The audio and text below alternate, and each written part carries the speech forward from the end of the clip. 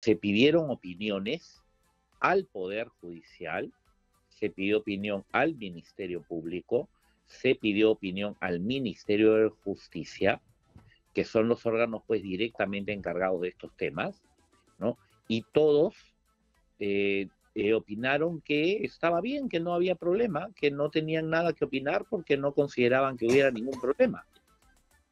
Entonces ya me parece un poco raro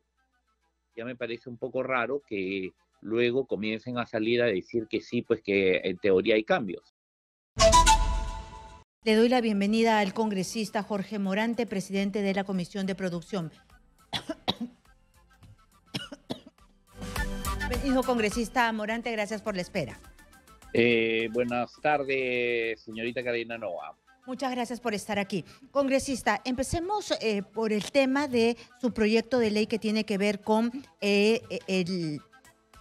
la extinción de dominio, el sistema de extinción de dominio, porque más temprano tuvimos precisamente a la procuradora y dice que su proyecto de ley va a atentar contra el aparato que protege pues a la corrupción, ¿no? Que quita estos bienes de la corrupción para que el Estado los tenga. Bueno, yo no entiendo por qué señalan eso. Mire usted, este proyecto de ley ya fue visto en la Comisión de Justicia hace ya varios meses atrás, ¿no? Esto fue presentado, es más, si mal no recuerdo, a finales del año pasado y se vio en la legislatura pasada en el Congreso. Se pidieron opiniones al Poder Judicial, se pidió opinión al Ministerio Público, se pidió opinión al Ministerio de Justicia, que son los órganos pues directamente encargados de estos temas, ¿no? Y todos opinaron que estaba bien, que no había problema, que no tenían nada que opinar porque no consideraban que hubiera ningún problema. Entonces ya me parece un poco raro que luego comiencen a salir a decir que sí, pues que en teoría hay cambios. Mire usted, yo le voy a comentar algo que por supuesto esto no, esta gente no ha salido a decirlo, ¿no? Cuando se aprobó el proyecto de ley en la Comisión de Justicia, posteriormente a ello, ¿ya? Se presentaron tanto ante la presidencia de la Comisión de Justicia como a mi despacho el personal del PRONAVI. ¿De acuerdo? ¿Ya? El personal del PRONAVI. Pero ¿cuál era el problema que ellos decían que tenía el proyecto de ley? Ahora te hablan pues de que hay una vulneración o que se violaría el procedimiento de pérdida de dominio y tal. Eso no es la realidad de las cosas.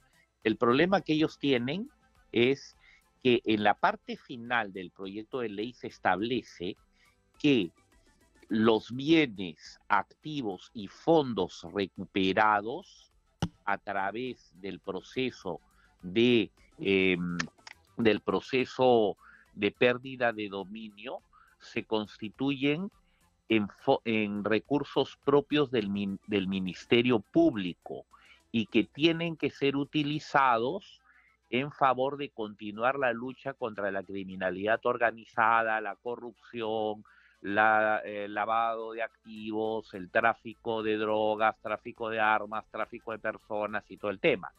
Porque esa es la parte final y eso es lo que realmente les preocupaba, ¿no? Muy Y bien, ese pero es usted me está diciendo que la Fiscalía, pero ahora la Fiscalía no ha dicho ni pío, sino ha salido un juez supremo a demandar pues de que esto está perjudicando o va a perjudicar al sistema anticorrupción. Y le digo cuál es el nombre del juez supremo porque lo he escuchado, Manuel Luján López, coordinador nacional del subsistema especializado de extinción de dominio. Y el día de hoy la procuradora del subsistema de extinción de dominio ha salido con nosotros hace unos momentos. Entonces es la Procuraduría y el Poder Judicial. Bueno, como le digo, en su oportunidad se les pidieron opinión y ellos opinaron a favor. No entiendo cómo ahora pueden estar señalando esa cosa. Además, en términos reales, ¿cuál es la parte de definiciones? Y usted tiene los documentos donde ellos dicen que Donde, está claro, bien el proyecto, ¿sí? le digo, el Poder Judicial, el Ministerio Público y tanto el Ministerio de Justicia se pronunciaron que lo que señalaron expresamente es no tenemos nada que decir porque no consideramos que esto sea perjudicial ni nada. Eso está en el propio archivo, ¿ah? Eso está incluso en la página web del Congreso del proyecto de ley, de lo que opinaron estas entidades antes de que se emitiera el dictamen y se votara. Usted nos lo O sea, podría mandar porque en realidad suena bueno, tan ilógico. yo no los tengo, señorita Novoa, perdóneme, en este momento aquí a la mano yo no los tengo, No, pero claro, están en la, están lo en la entiendo.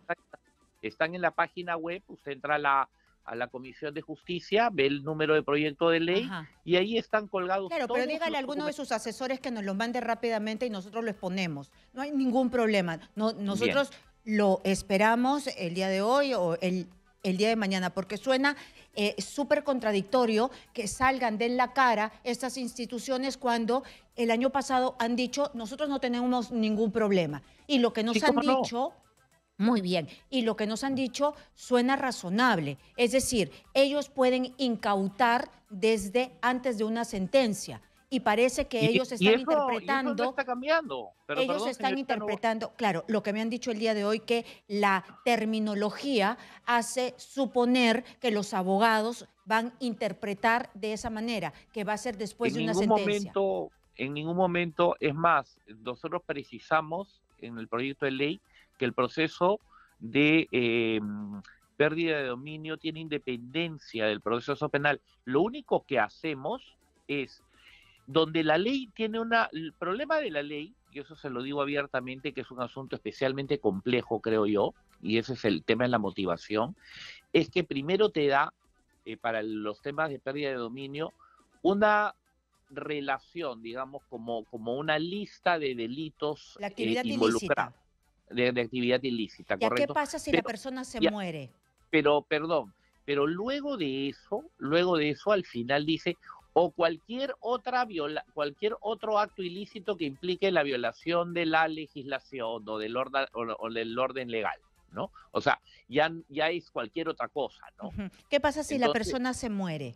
Como le digo, los procesos son independientes, es independiente del proceso penal. Si la persona se muere es porque y se cancela, se cierra el proceso penal, los procesos de pérdida de dominio son independientes y se iniciaron en virtud justamente a que había un proceso penal o que había una comisión de un acto ilícito que generó un patrimonio irregular o un patrimonio ilícito. Por eso es que tiene la condición independiente y eso lo precisamos claramente en la norma. Entonces, por favor, para que todo el mundo entienda, ¿qué es lo que está cambiando su norma, su proyecto de ley, este proyecto que usted está impulsando? Lo único que está cambiando, hay dos cosas que cambian, ¿ya? Hay dos cosas que cambian. Uno, ¿ya? Que la frase final que señala o cualquier otro acto ilícito o violatorio de la normatividad legal.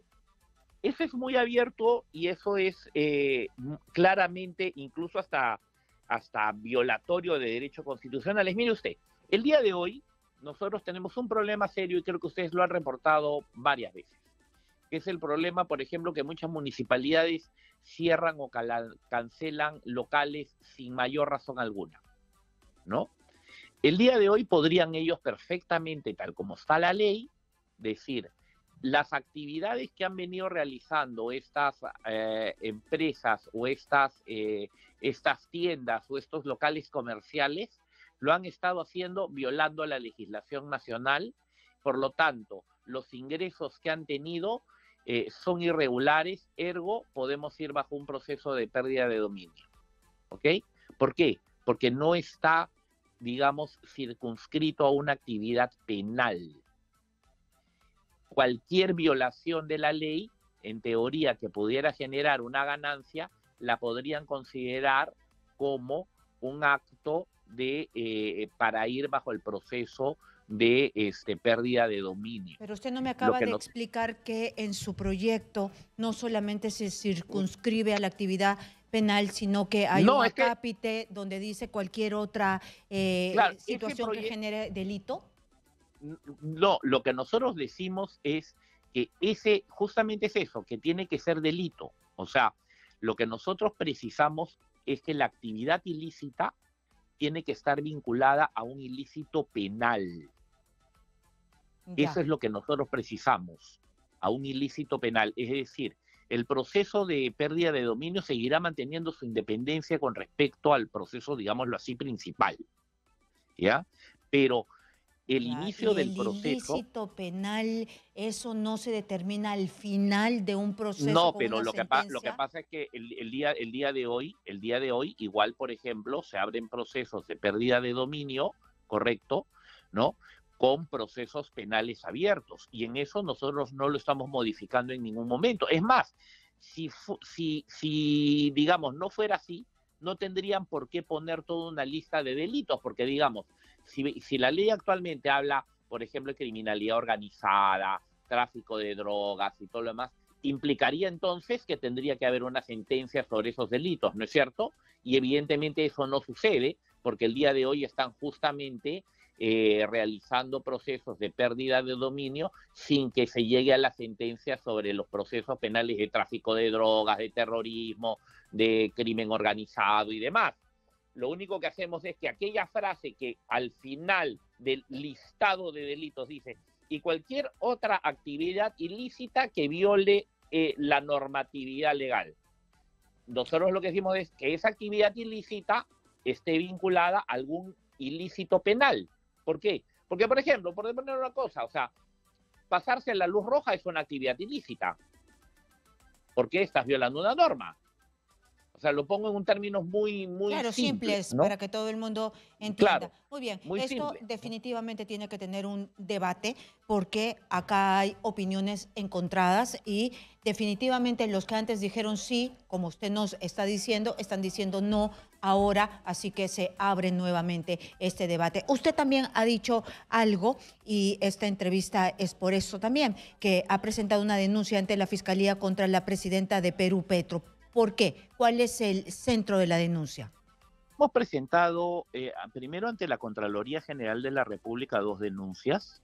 Eh, una por todo el tema de toda la acción que ha venido haciendo para efectos de entregar los lotes a Perú, a Petroperú, donde ha violado las normas, ha modificado reglamentos expresamente, se ha tirado abajo un proceso de licitación de lotes que eran los lotes 204 y 205, sin tener en cuenta la cantidad de dinero que se gastó para poder hacer esto, lo que habían tenido incluso estos dos lotes, que era, digamos, una unificación de todos los lotes que ahora estamos hablando, el lote 1, el lote 6, el lote 7, el lote Z69, todos, ¿no? O sea, eran dos grandes lotes para que pudiera haber una inversión en cada uno de ellos de $1.000 millones, ¿no?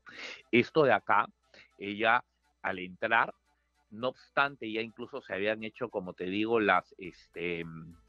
todas las consultas previas y ya todo había estado concluido y se había hecho la convocatoria, sin ningún tipo de razón, dejó sin efecto la convocatoria de las licitaciones y volvió a desarmar los lotes que ya estaban pues como en paquete, ¿no? De acuerdo. Sin mayor especialidad técnica, donde ya se habían hecho estudios técnicos, económicos, financieros y demás, para simple y llanamente sacar lotes chiquititos y después, por ejemplo, acaba de licitar dos lotes donde ha entregado uno a una empresa y otro, bueno, ha Ya como una quedado especie de de pie. fraccionamiento.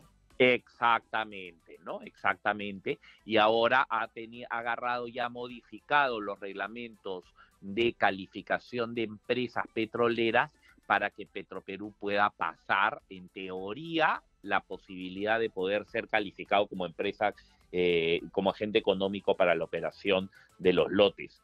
Y Ujú. cómo, antes tenías que tener capacidad económica y financiera suficiente. Ahora eso lo han eliminado básicamente por poner, antes era también que el 50% de tu patrimonio residual tu patrimonio neto residual pueda ser suficiente para cumplir tus obligaciones. Lo cambió al 100%.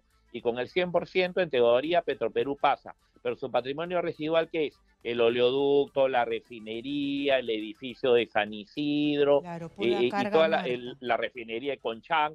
Dígame, ¿eso usted se puede realizar, se puede convertir en dinero para cumplir sus obligaciones? No, no se puede. ¿no? Muy bien, ha Entonces, quedado clarísimo de qué se y trata. luego algunas relaciones muy extrañas con algunas empresas, ¿no? Para modificarle obligaciones en contratos, para hacerlas pasar por lote, para invitaciones para la adjudicación de algún lote en la selva, cuando además tenían controversias pendientes en el CIADI y relaciones un poco extrañas también con el ministro y las visitas de empresarios por aquí y por allá a unos y a otros, justo en momentos claves donde se tomaron decisiones administrativas favorables. Ese tema ya lo tiene la Contraloría y yo espero y creo que de una manera responsable tenemos que esperar qué es lo que dice tanto la Contraloría como el Ministerio Público, que ya lo ha asumido. Estaremos Es, atentos entonces, congresista. Muchas gracias por la comunicación, darnos cuenta de este tema y también con el tema de la extinción de dominio.